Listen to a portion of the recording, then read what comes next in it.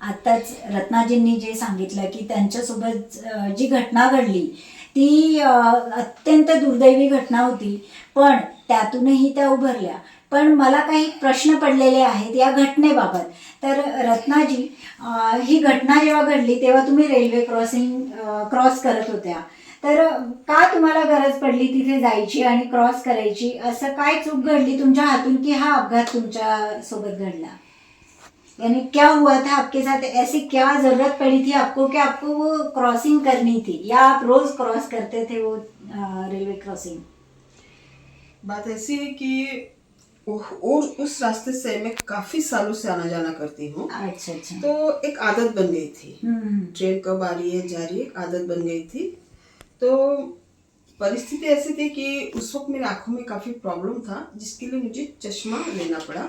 और वो चश्मा लेने के लिए भी पैसे नहीं थे। तो मैंने किसी के पास से उधार लेकर चश्मा लिया था, क्योंकि मेरी पढ़ाई पे इसका असर हो रहा था। उस टाइम पे आप कौन से क्लास में पढ़ रहे थे? 10वीं क्लास में थे। अच्छा अच्छा। हाँ। तो जब उस रोड से मैं गुजर रही थी, दिमाग में ये था कि स्कूल में 10वीं का टेस्ट एग्जाम शुरू है, अगर टाइम पे नहीं पहुंचूंगी तो एग्जाम में बैठने नहीं दिया जाएगा। एक घाई थी मुझे एग्जाम देने की। मैं जब जा रही थी तो फाटक बंद था वहां पे। रोड क्रॉसिंग के टाइम फाटक बंद था। एक छोटी सी गलती हुई है मेरी कि फाटक बंद होने के कारण अब सोची कि यहाँ पे रुकूंगी तो आधा घंटा चले जाएगा, आधे घंटे गए तो मेरा एग्जाम छूट जाएगा। तो चलो, रेल तो भी आ नहीं रही थी, तो मैं क्यों ना फाटक के नीचे से क्रॉस करूं। तो मैं झुक के फाटक के नीचे से गई। जैसे झुक के अंदर गई तो रेलवे लाइन के ऊपर ही मेरी चश्मा गिरी। चश्मा गिरने के कारण मैंने क्या किया, अपने साइकिल को पीछे रख के जैसे चश्मा उठाने गई, धार से इस तरीके से ट्रेन आई जो मेरी सोच के बाहर थी। आज भी सोचूं तो समझ में नहीं आता कि ट्रेन उस वक्त कैसे अचानक से आ गई। आपको दिखी ही नहीं ट्रेन के अभी? ट्रेन आई और मुझे अपने चपेट में लेके चली गई, और मेरी ओढ़नी वगैरह भी उसके साथ चली गई थी।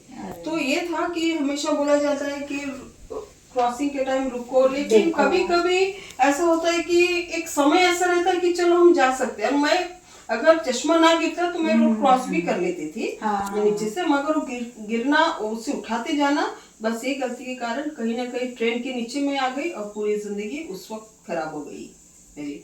तो इसी तरीके से एक्सीडेंट हुआ था मेरा। अच्छा, और जैसे आपका एक्सीडेंट हुआ और जिन्होंने आपको रेस्क्यू किया वहां से, जिन्होंने आपकी मदद की, वो टीचर जो बाबूपेट में पढ़ाते थे, तो वो क्या अभी भी आपके टच में है? नहीं, उससे बात होती है? जब मेरा एक्सीडेंट हुआ था तो कोई मुझे छूने के लिए भी नहीं देख रहा था वहाँ पे।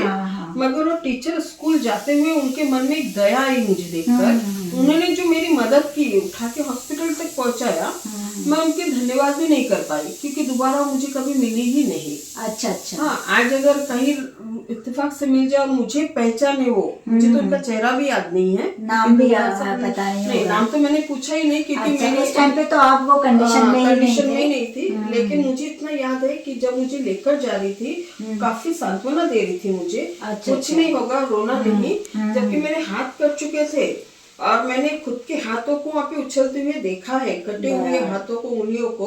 वो मुझे समझा रही थी। हाँ, लेकिन वो मुझे दोबारा कभी मिली नहीं। कभी अगर मिले भविष्य में तो उनका धन्यवाद जरूर। वो आपके जीवन में एक देवदूत बन के आए थे। वो टीचर थे, उन्होंने भगवान ने उनको भेजा। मेरा मानना ऐसा है कि उनको उन्होंने भेजा, क्योंकि सब कुछ उनकी मर्जी से हो रहा है। तो इतने हजारों लोगों की भीड़ में वही अकेले क्यों उठाई मुझे, है ना? तो उन्होंने उठाया और कभी मिली नहीं मुझसे, आज तक कभी मिलना नहीं हो। बाबूपेट के स्कूल में थी, मगर कौन से स्कूल में इस बात की जानकारी नहीं है, वरना मैं खुद जाकर कभी उनसे मिल लेती, लेकिन इसकी जानकारी भी मुझे नहीं है। लेकिन जहाँ कहीं भी है वो, मैं हमेशा चाहूंगी कि वो अच्छे रहे। उन्होंने आपको कौन से हॉस्पिटल में एडमिट किया था? गवर्नमेंट हॉस्पिटल में। तो वहाँ पे आपका इलाज जो हुआ, तो वो कैसे, यानी कोई आए थे आपके घर से या कैसे शुरुआत कैसे? तो जब ट्रेन चले जाने के बाद जो मैडम मुझे उठा के ले रही थी, उससे पहले वहाँ के लोगों ने मुझे पूछा कि आपका घर का एड्रेस क्या है। इत्तेफाक की बात है कि वहाँ के मैं जिन बच्चों को ट्यूशन पढ़ाती थी, वहीं के बच्चे थे। उन्होंने मुझे पहचान लिया था कि मेरे टीचर है। फिर एड्रेस वगैरह पापा का नाम भी बताया, घर का एड्रेस भी अच्छे से बताया। कि एक ट्रेन एक्सीडेंट में इंसान बोल नहीं पाता है, बराबर। जिनकी डेथ हो जाती है, जी, लेकिन जी, जी। मैं बोल भी पाई, घर का एड्रेस भी बता पाई, घर तक मैसेज पहुंचा और बाद में सब हॉस्पिटल में पहुंच चुके थे। अच्छा अच्छा। उसके बाद मेरा वहाँ पे ट्रीटमेंट शुरू हुआ। अच्छा, तो आपने जैसे बताया कि आपने 6 महीने तक आपका चेहरा खुद का देखा नहीं था, तो जब आपने 6 महीने बाद अपना चेहरा देखा तो आपको क्या लगा? आपको खुद को देख के आपको क्या लगा? क्या फर्स्ट रिएक्शन था आपका? रिएक्शन ऐसा था कि खुद को दोबारा कभी देखना ही नहीं चाहा मैंने, क्योंकि मैं काफी सुंदर थी उससे पहले। आप अभी भी सुंदर हो। काफी सुंदर थी, पर नियति मेरे साथ ऐसी कोई घटना घटेगी ये मैं कभी सोची नहीं थी। डॉक्टर ने मुझे आईना देखने के लिए क्यों मना किया था ये उस वक्त नहीं समझा। जब मैंने देखा तब मुझे समझा कि आईना देख के खुद से ही डर जाएगी। जैसे कोई इंसान जलने के बाद जो उनका चेहरा बनता है, उससे भी ज्यादा विकट हो गई थी मेरा चेहरा पूरा। तो जब चेहरा पहली बार देखा तो मैंने सोचा कि मैं आईना तोड़ूं या क्या बोलूं, ये मौत में मर जाती तो ज्यादा अच्छा होता। बहुत बुरी हालत थी मेरी कि नहीं हो पा रहा था मुझसे देखना, और मैं कभी देखना भी नहीं चाहती थी अपने चेहरे को। बहुत ही बुरा, मतलब वो देखने लायक नहीं था, क्योंकि लोग मुझे जब हॉस्पिटल में देखने आ रहे थे, मुझे देख के चक्कर आके मेरे पे ही गिर रहे थे। तो मुझे समझ में नहीं आया कि क्यों गिर रहे। लेकिन जब मुझे आईना देखने के बाद पता चला कि परिस्थिति क्या है। हाथ नहीं है, उंगलियां नहीं है, बॉडी पार्ट ठीक नहीं है, उठ के खुद से बैठ नहीं सकती थी, कुछ भी करने की हालत में नहीं थी। मतलब मैंने ही मान लिया कि रियल में मैं अपाहिज बन चुकी हूँ। मैं समझ सकती हूँ, यह जीवन का कोई मूल्य नहीं है, ये मैंने माना है। पर वो आईने का रिएक्शन ऐसा है कि उसे शब्द नहीं है, मैं बोलूं कैसे। उतना भयानक था वो परिस्थिति, जब वो समय इतना डेंजर था कि याद भी नहीं करना चाहती मैं कि ऐसी चीजें तो हम लोग भूलना चाहेंगे, भले ही भूल नहीं पाएंगे लेकिन भूलना चाहेंगे। भगवान करे ऐसा समय किसी के जीवन में ना आए, क्योंकि वो चेहरा मैं आज भी नहीं भूलती हूँ कि मेरा चेहरा कभी वैसा था। आज जब मैं एनी में देखती हूँ तो ऐसा लगता है नहीं, मैं बहुत बेटर हूँ। आज पूरी बॉडी से मैं पूरी ठीक हूँ, सिर्फ एक हाथ नहीं रहे, उंगलियां नहीं रहे, लेकिन आज मैं चल सकती हूँ, अच्छे से बोल सकती हूँ। ऐसा कोई काम नहीं है जिसके लिए मैंने खुद को तैयार नहीं किया। मैं सब कुछ कर सकती हूँ, सब कुछ।